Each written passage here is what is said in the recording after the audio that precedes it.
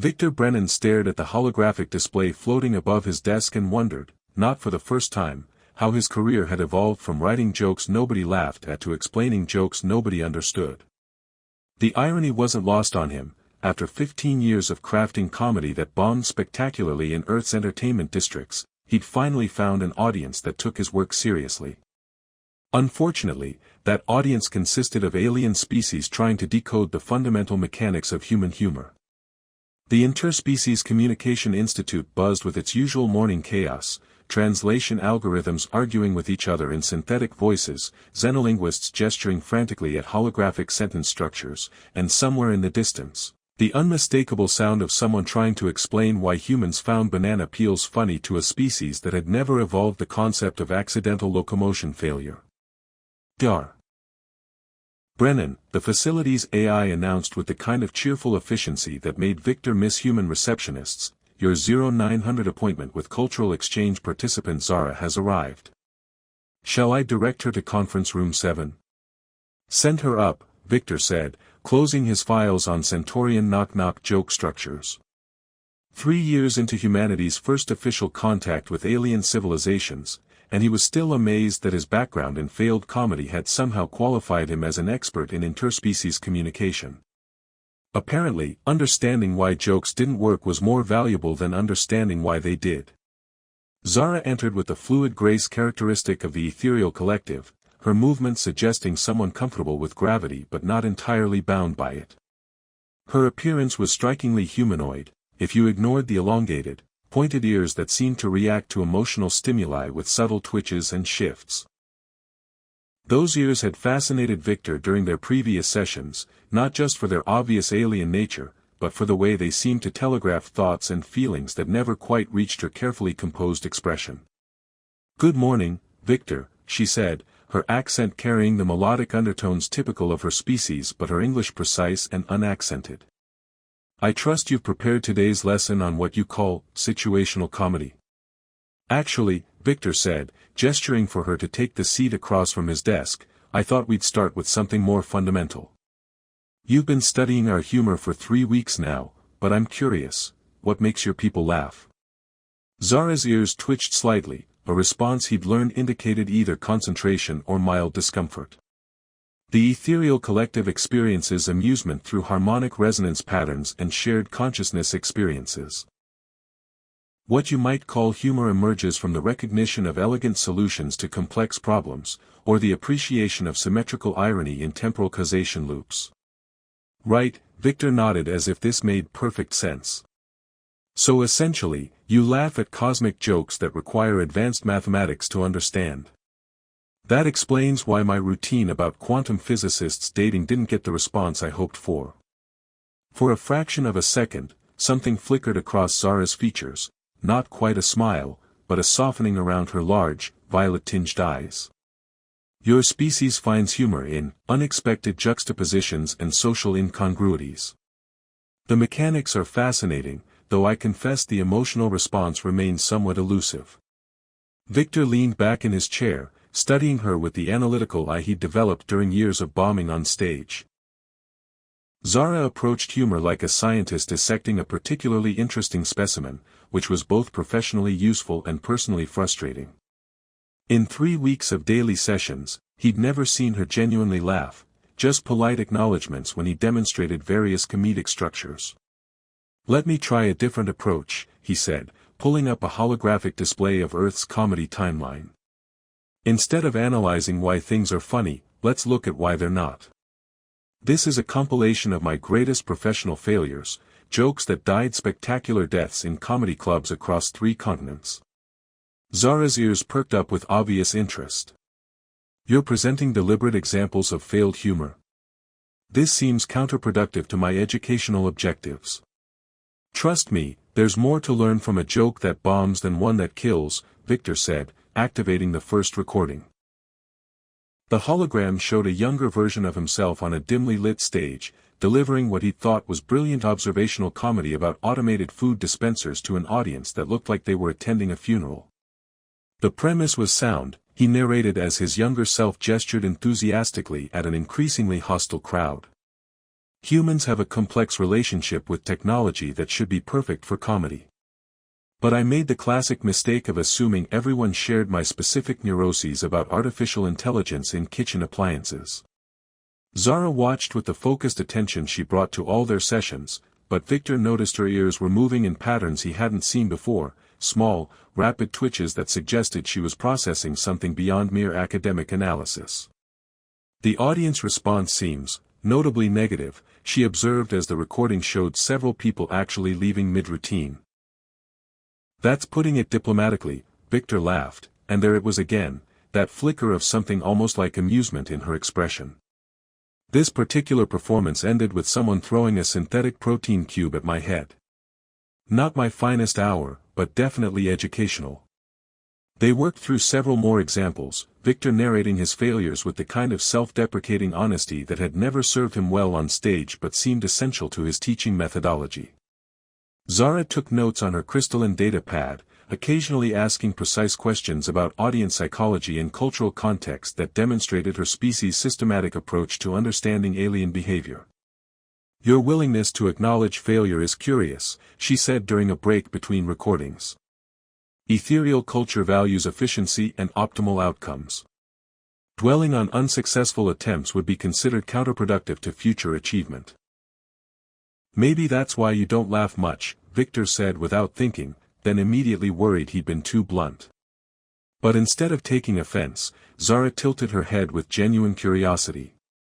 Explain this correlation between failure acknowledgement and humor response, she requested, her scientific interest clearly engaged. Viktor found himself in the unusual position of having to articulate something he'd never consciously analyzed. I think humor requires vulnerability. The best comedy comes from admitting that life doesn't go according to plan, that we're all basically improvising and hoping for the best. If your people have figured out how to optimize everything, you've probably optimized out most of the absurdity that makes things funny. Something shifted in Zara's expression, a subtle change that made her seem less like an alien researcher and more like someone recognizing an uncomfortable truth. Her ears drooped slightly, and for a moment her perfect composure wavered. Perhaps, she said quietly, optimization has costs we didn't anticipate. The moment stretched between them, charged with a significance Viktor didn't entirely understand. Then Zara straightened, her professional demeanor reasserting itself, and they returned to the lesson plan. But something had changed in the dynamic, a crack in the clinical distance she maintained that suggested there were depths to her mission he hadn't even begun to explore. As their session ended and Zara gathered her materials, Viktor found himself wondering what an ethereal collective scout might be optimizing for, and whether her careful study of human humor was really about cultural exchange or something more complex. Her final comment lingered in his mind as she left. Tomorrow, Viktor, perhaps you could show me examples of humor that succeeds despite acknowledging failure. I find myself curious about such paradoxes.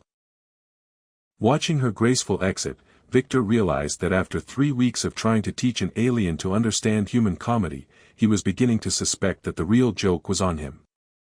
Viktor arrived at the institute the next morning to find Zara already waiting in conference room 7, her crystalline data pad displaying what appeared to be a comprehensive analysis of Earth's comedy evolution from ancient theatrical masks to contemporary neural stimulation humor.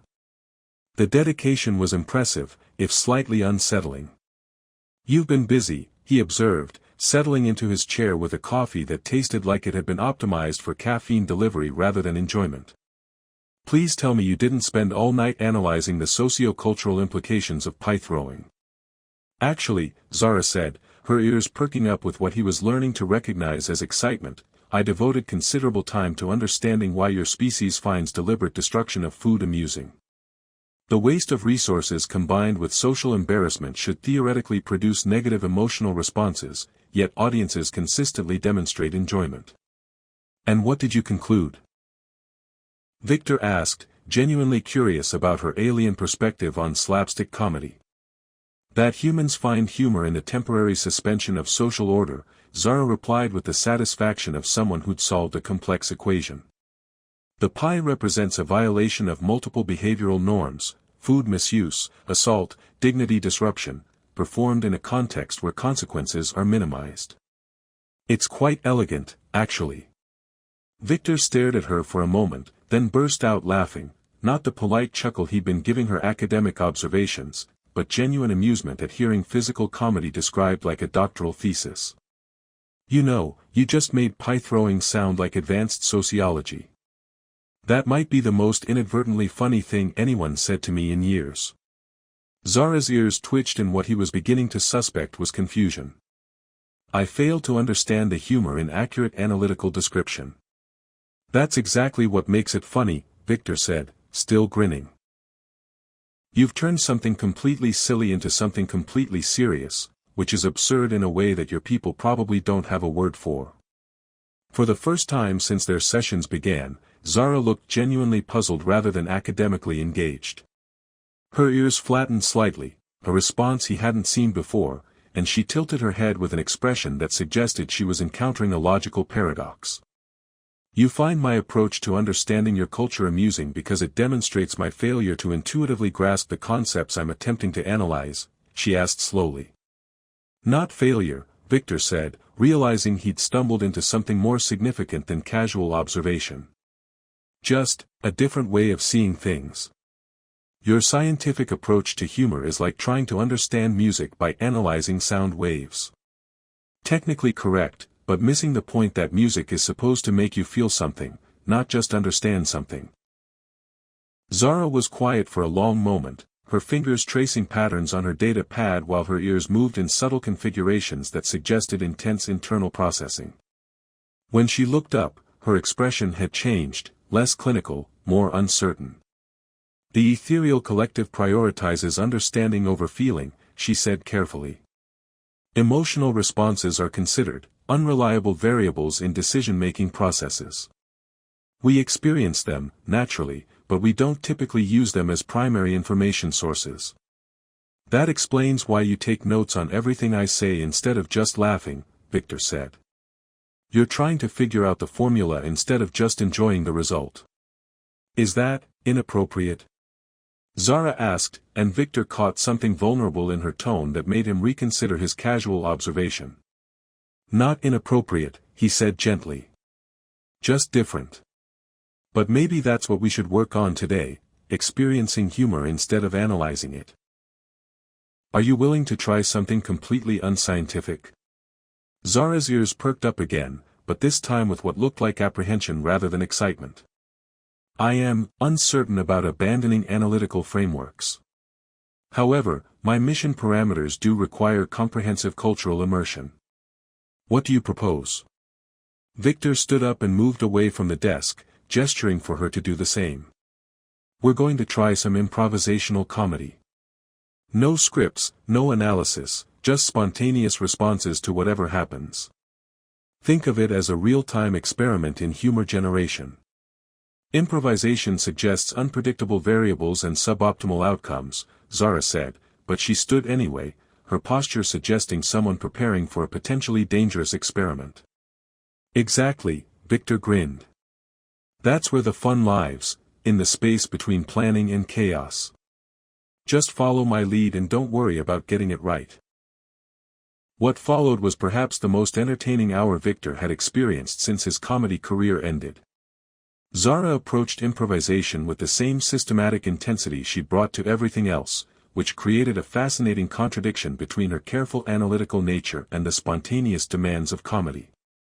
Her attempts at human-style humor were endearingly awkward, she delivered punchlines with scientific precision but no sense of timing, and her physical comedy looked like a graceful ballet dancer attempting slapstick. But somewhere in the middle of their third improvisation exercise, something shifted. Viktor had set up a scenario about two aliens trying to understand human dating rituals, and Zara began responding not as a researcher studying humor but as someone actually experiencing it. Her responses became more natural, her timing improved, and most importantly, she started laughing, not at his jokes, but at the absurd situations they were creating together. This is highly inefficient, she said during a break, but she was smiling as she said it, the first genuine smile Viktor had seen from her. We've accomplished no measurable learning objectives, documented no useful data, and violated numerous protocols regarding professional interaction with alien species. And how does that make you feel? Viktor asked, channeling his brief and unsuccessful stint as a therapy comedian.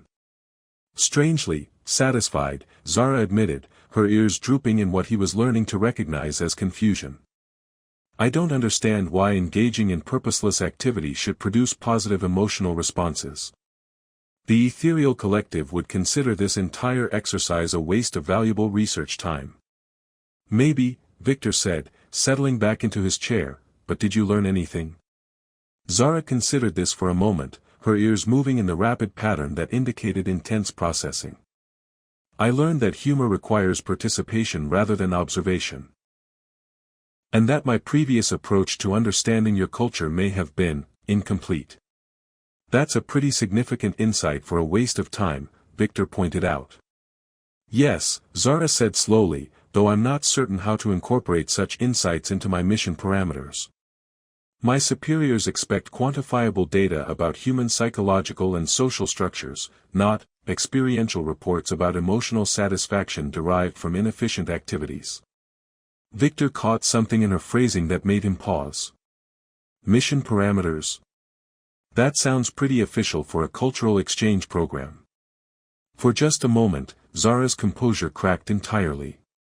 Her ears flattened against her head, her eyes widened slightly, and she looked like someone who just realized they'd said too much. Then her training reasserted itself, and she returned to her careful, professional demeanor.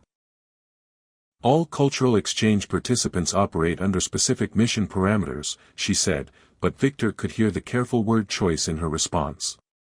We are representatives of our species, after all. Something cold settled in Viktor's stomach as he began to wonder exactly what kind of cultural exchange required mission parameters and superior officers who expected quantifiable psychological data. But Zara was already gathering her materials, signaling that their session was ending, and he decided to file his concerns away for later consideration. Same time tomorrow, he asked as she prepared to leave. Yes, Zara said, pausing at the door with an expression he couldn't quite read. Viktor. Thank you for today's experiment. I find myself curious about further applications of non-analytical approaches to cultural understanding. After she left, Viktor sat in the empty conference room and wondered whether he was teaching an alien to appreciate human humor, or whether an alien was learning to appreciate him. Either way, he was beginning to suspect that the real joke was more complex than either of them had anticipated. 2 weeks later, Viktor found himself in his apartment's modest living space, watching Zara attempt to understand the concept of binge-watching by methodically analyzing 3 centuries of Earth comedy programming at double speed. Her ears twitched rapidly as she processed everything from ancient sitcoms to contemporary neural comedy, occasionally pausing to make notes that probably violated several entertainment copyright laws.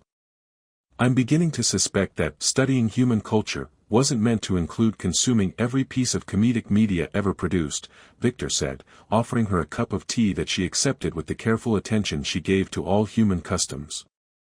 Thoroughness is essential for accurate cultural assessment, Zara replied, though Viktor noticed she'd started incorporating more casual speech patterns into her responses. Though I confess, some of these programs appear designed to produce emotional responses rather than convey useful information. Congratulations, Viktor said, settling onto his couch beside her. You've just discovered the difference between entertainment and education. Most humans struggle with that distinction well into their 30s. Zara paused her analysis and turned to look at him, her expression carrying a warmth that hadn't been there during their early sessions. Is that another example of self-deprecating humor designed to create social bonding through shared vulnerability? See, this is what I mean, Viktor laughed. You can identify the mechanics of comedy perfectly, but you're still approaching it like a lab experiment. Sometimes I wonder what would happen if you just let yourself enjoy something without analyzing it first. An interesting hypothesis, Zara said, but instead of launching into further analysis, she simply settled back against the couch cushions and resumed watching the comedy compilation. Viktor noticed that her note-taking had become less frequent, and her responses to the funnier moments seemed more spontaneous. Their relationship had evolved considerably since those first formal sessions at the Institute. What had begun as structured cultural education had become something more personal, evening conversations that stretched past professional necessity, shared meals where Zara attempted to understand Earth cuisine while Viktor learned about ethereal food art that nourished both body and aesthetic sensibilities, and moments of comfortable silence that felt more intimate than any official cultural exchange should probably allow. Viktor had also begun to notice inconsistencies in Zara's background that troubled him more each day. Her knowledge of Earth history and culture sometimes exceeded what should be possible for a first-time visitor, and her reactions to certain topics suggested emotional investments that didn't align with her stated mission. When he mentioned these observations directly, she deflected with humor, a technique she was mastering with disturbing effectiveness. "Viktor," she said during a particularly funny sequence involving ancient Earth slapstick, "may I ask you something of a personal nature?" "Sure," he said, though her serious tone suggested this wasn't going to be another question about comedic timing. "Why did you abandon comedy performance for xenolinguistics? Your educational records indicate considerable talent, despite your frequent references to professional failure." Viktor paused the display, surprised by both the question and the implication that she'd been researching his background beyond their official interactions. "You've been looking into my personal history?" Standard cultural exchange protocols require understanding participants' backgrounds and motivations, Zara said quickly, but Viktor caught the defensive note in her voice. "I was curious about the transition from creative work to academic specialization." "Right," Viktor said slowly, filing away another piece of evidence that Zara's mission involved more than casual cultural observation. "The honest answer is that I wasn't actually very good at making people laugh. I could write funny material, understand comedic structure, analyze why certain jokes worked, but I could never connect with audiences the way successful comedians do." "Yet you've demonstrated considerable humor in our interactions," Zara observed, her ears moving in a subtle pattern that indicated genuine confusion rather than analytical processing. "That's different," Viktor said. "When I'm trying to make someone laugh on stage, I'm performing for approval. When I'm just talking to you, I'm being myself. Apparently, I'm funnier when I'm not trying to be funny." Zara was quiet for a long moment, her fingers tracing patterns on her teacup that suggested internal debate. "Do you find our interactions personally satisfying, beyond their professional value?" The question carried weight that made Viktor reconsider everything about their developing relationship. "Yes," he said honestly. "Do you?" "More than I anticipated," Zara admitted, and her ears drooped in what he now recognized as emotional vulnerability. "More than my training prepared me for." Before Viktor could ask what kind of training she was referring to, his apartment's communication system chimed with an emergency news bulletin. The holographic display showed protesters gathered outside the Interspecies Communication Institute. 2 weeks later, Viktor found himself in his apartment's modest living space, watching Zara attempt to understand the concept of binge-watching by methodically analyzing 3 centuries of Earth comedy programming at double speed. Her ears twitched rapidly as she processed everything from ancient sitcoms to contemporary neural comedy, occasionally pausing to make notes that probably violated several entertainment copyright laws. "I'm beginning to suspect that studying human culture wasn't meant to include consuming every piece of comedic media ever produced," Viktor said, offering her a cup of tea that she accepted with the careful attention she gave to all human customs. "Thoroughness is essential for accurate cultural assessment," Zara replied, though Viktor noticed she'd started incorporating more casual speech patterns into her responses. "Though I confess, some of these programs appear designed to produce emotional responses rather than convey useful information." "Congratulations," Viktor said, settling onto his couch beside her. "You've just discovered the difference between entertainment and education. Most humans struggle with that distinction well into their 30s. Zara paused her analysis and turned to look at him, her expression carrying a warmth that hadn't been there during their early sessions. "Is that another example of self-deprecating humor designed to create social bonding through shared vulnerability?" "See, this is what I mean," Viktor laughed. "You can identify the mechanics of comedy perfectly, but you're still approaching it like a lab experiment." Sometimes I wonder what would happen if you just let yourself enjoy something without analyzing it first. An interesting hypothesis, Zara said, but instead of launching into further analysis, she simply settled back against the couch cushions and resumed watching the comedy compilation. Viktor noticed that her note-taking had become less frequent, and her responses to the funnier moments seemed more spontaneous. Their relationship had evolved considerably since those first formal sessions at the institute. What had begun as structured cultural education had become something more personal, evening conversations that stretched past professional necessity, shared meals where Zara attempted to understand Earth cuisine while Viktor learned about ethereal food art that nourished both body and aesthetic sensibilities, and moments of comfortable silence that felt more intimate than any official cultural exchange should probably allow. Viktor had also begun to notice inconsistencies in Zara's background that troubled him more each day. Her knowledge of Earth history and culture sometimes The Institute's conference room 7 felt different that morning, charged with intention that had nothing to do with the protesters still gathered outside or the increased security measures that now required biometric scanning just to enter the building. Viktor arrived to find Zara already there, but instead of her usual eager preparation, she sat motionless, staring at her crystalline data pad with an expression that suggested she was seeing something that frightened her. "Rough night?" Viktor asked, settling into his chair with forced casualness. The past week had seen their relationship strained by unspoken truths and careful conversations that skirted around increasingly obvious secrets. "My superiors have requested a preliminary assessment of my findings," Zara said without looking up from her display. "I'm experiencing difficulty formulating appropriate responses." Viktor studied her carefully. The confident researcher who had once analyzed pie throwing with scientific precision was gone, replaced by someone who looked like she was facing an impossible choice. Her ears drooped with exhaustion, and her usually perfect posture suggested someone carrying weight she wasn't designed to bear. "Maybe I can help," he offered. "What exactly are they asking for?" Zara finally looked up, and Viktor was surprised to see what might have been tears in her large eyes.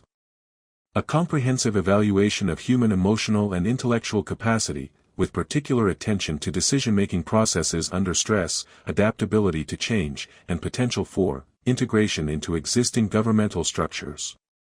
Something cold and sharp settled in Viktor's stomach as the implications became clear. "That doesn't sound like a cultural exchange assessment. That sounds like a colonization study."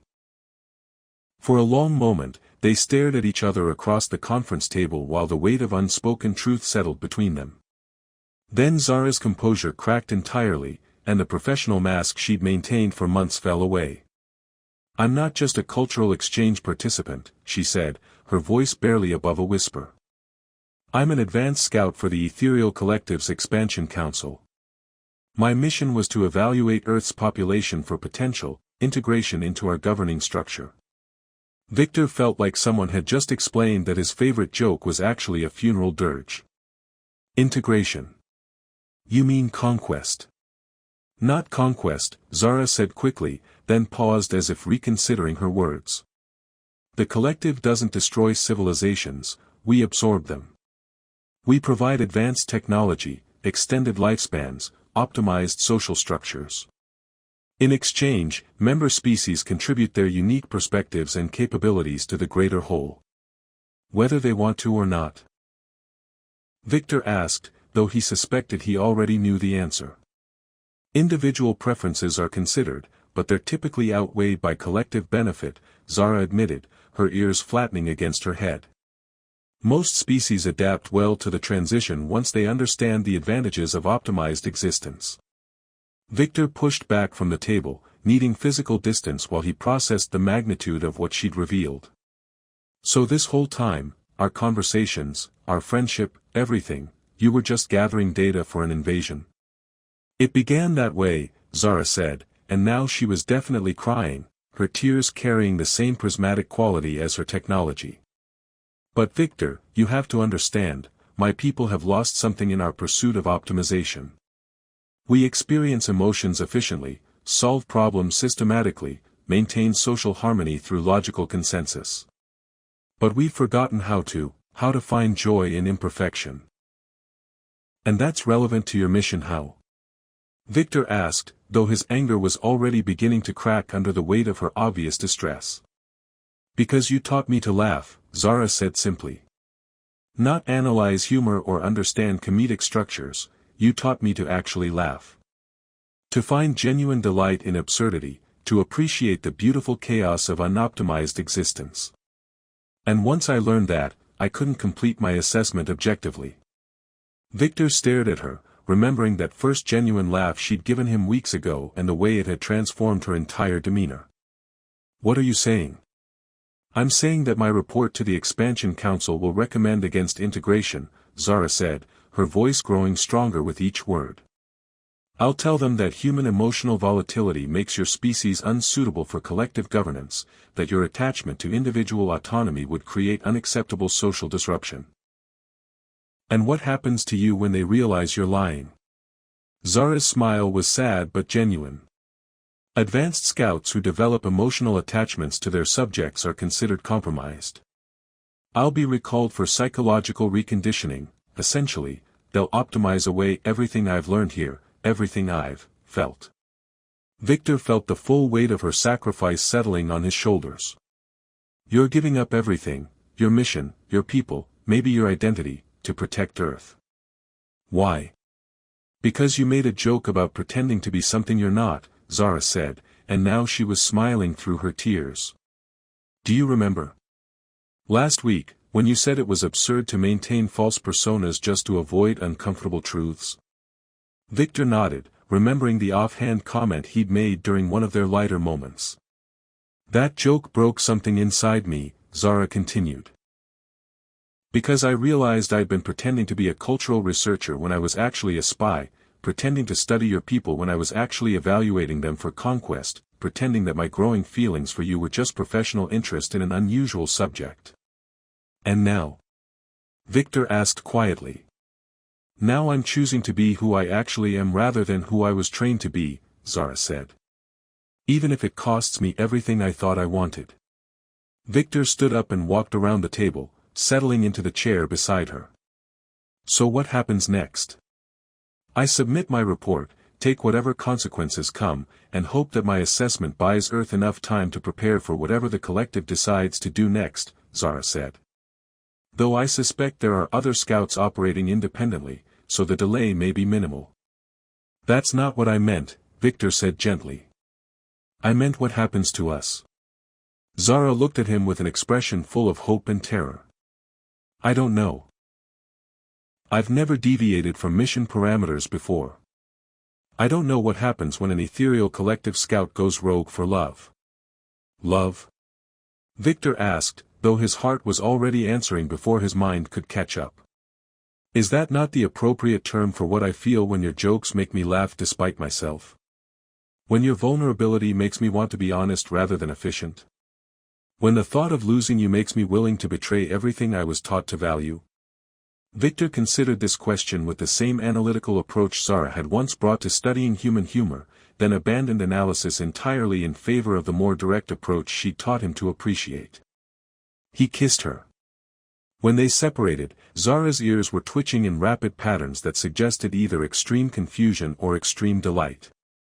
That's definitely love, Viktor said. Though I should warn you, loving me comes with significant risks. I tell terrible jokes, I have strong opinions about proper tea preparation, and I tend to overthink simple emotional situations. I can work with those variables, Zara said, her smile transforming her face into something luminous. Though you should know that loving me means accepting that I'm an alien spy with questionable loyalties and a tendency to analyze everything you say for hidden meanings. I think I can adapt, Viktor said. After all, you're not the only one who's learned to find joy in imperfection. Outside Conference Room 7, the Institute continued its work of building bridges between species, while inside, a former comedy writer and a reformed alien scout discovered that sometimes the most important punchlines are the ones that reveal truth instead of hiding it. And sometimes the best jokes are the ones that teach you to laugh together even when the universe seems determined to keep you apart.